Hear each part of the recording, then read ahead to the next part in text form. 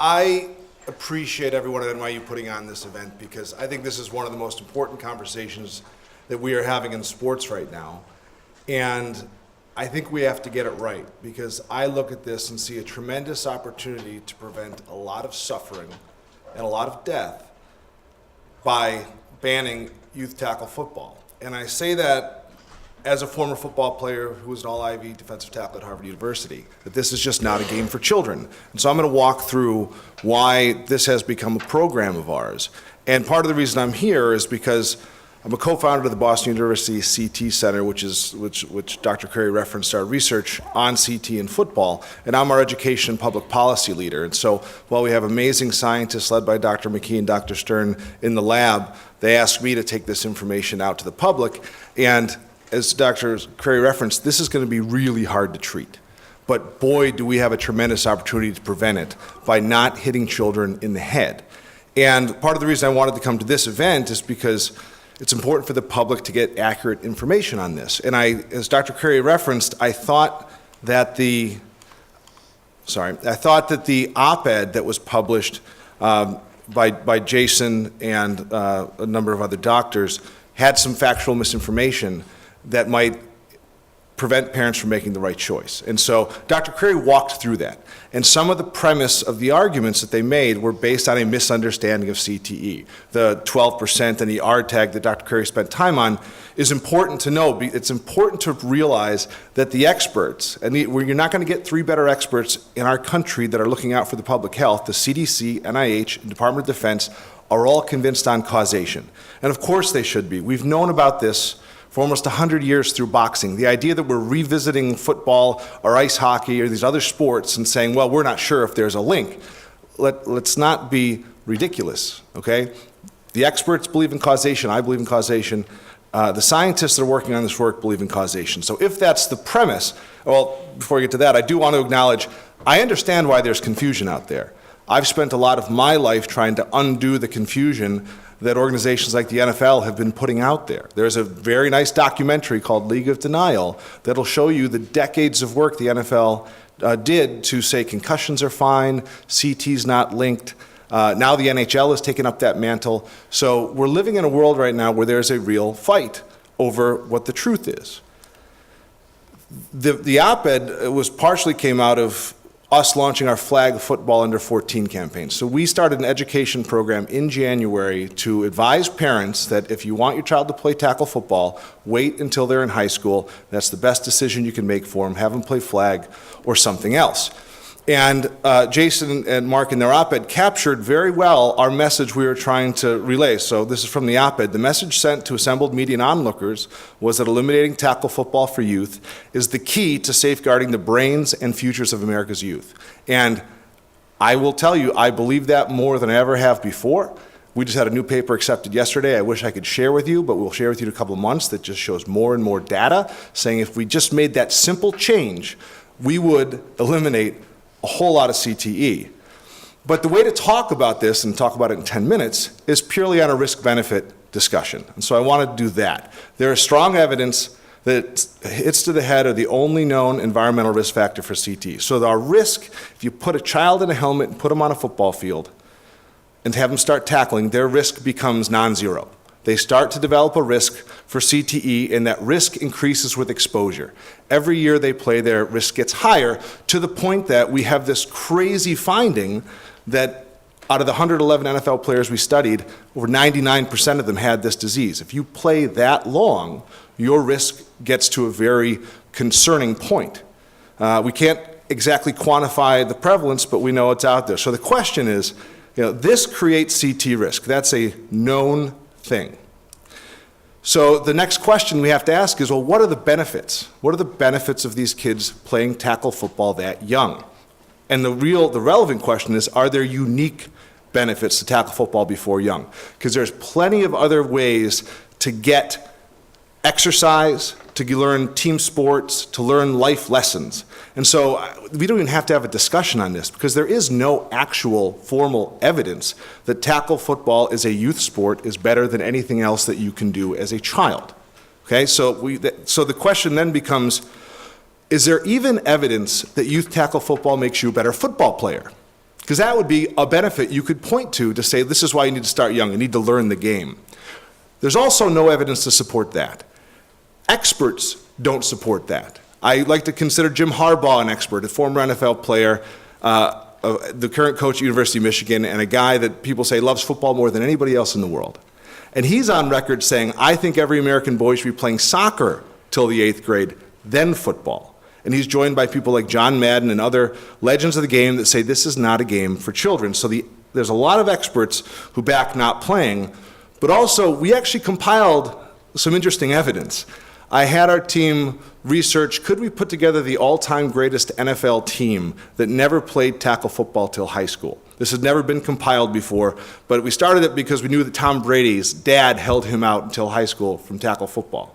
We wanted to see who else joined him. It turned out the consensus top 5 NFL players all time never played tackle till high school. That's Jerry Rice, Jim Brown, Tom Brady, Lawrence Taylor, and Walter Payton. So that is pretty good anecdotal evidence that you don't have to start young to be good. So I think it's clear there's no evidence that beginning tackle football before 14 even makes you a better football player. The one benefit that is put forth in the op-ed, and that Jason just addressed, is does football fight obesity?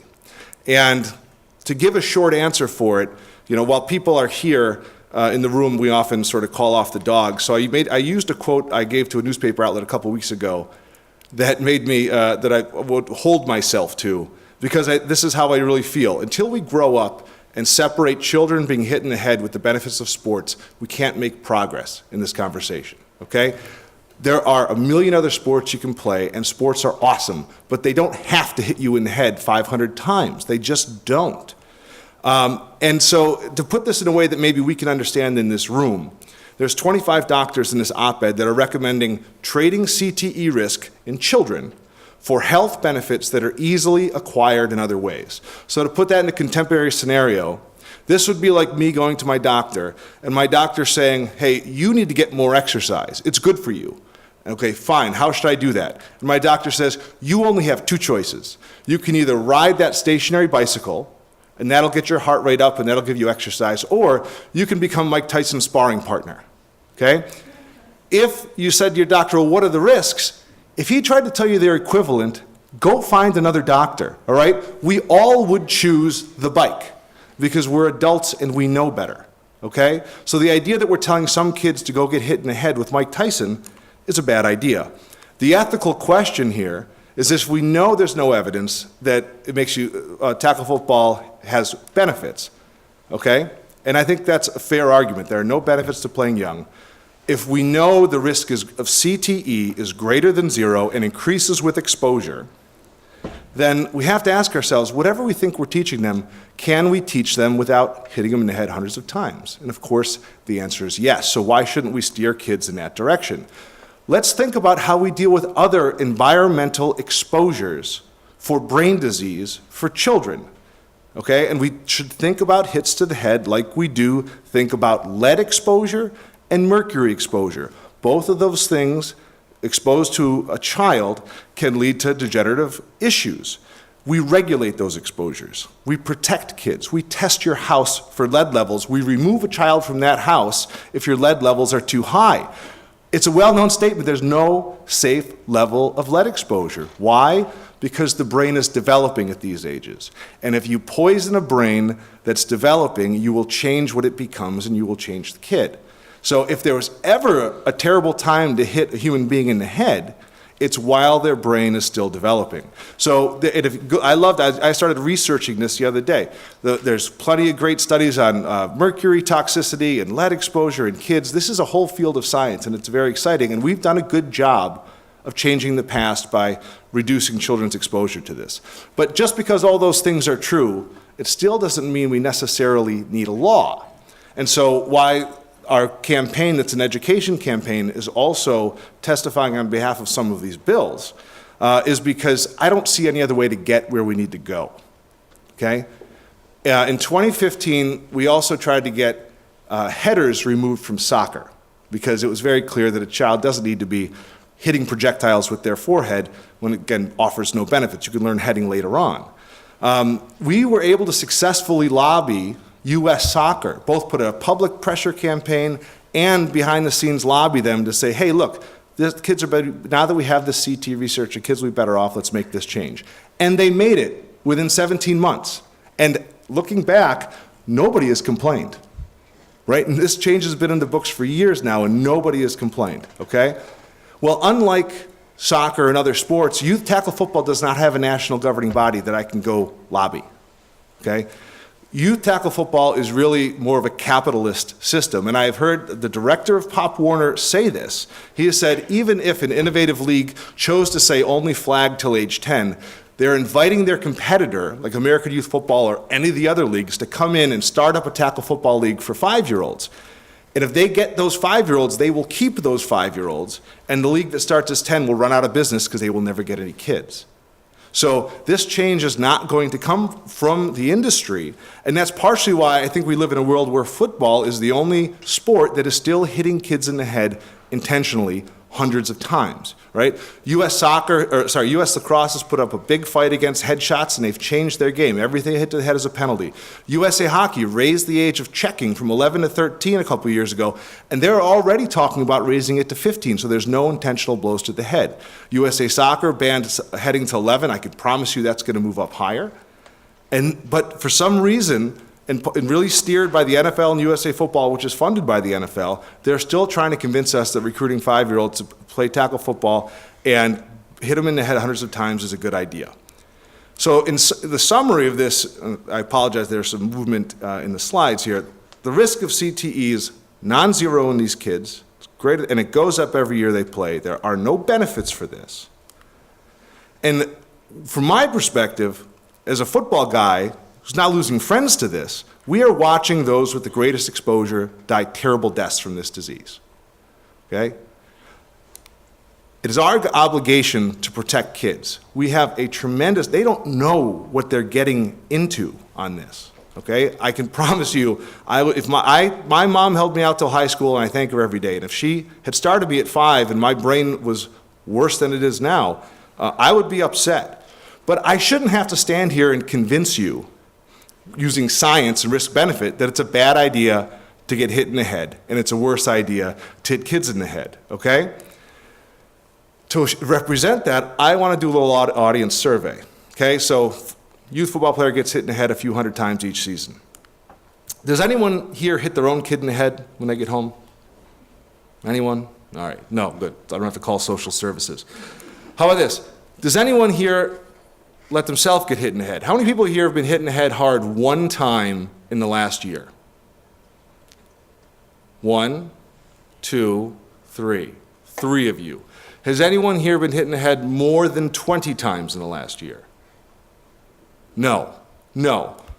Of course we don't let ourselves get hit in the head.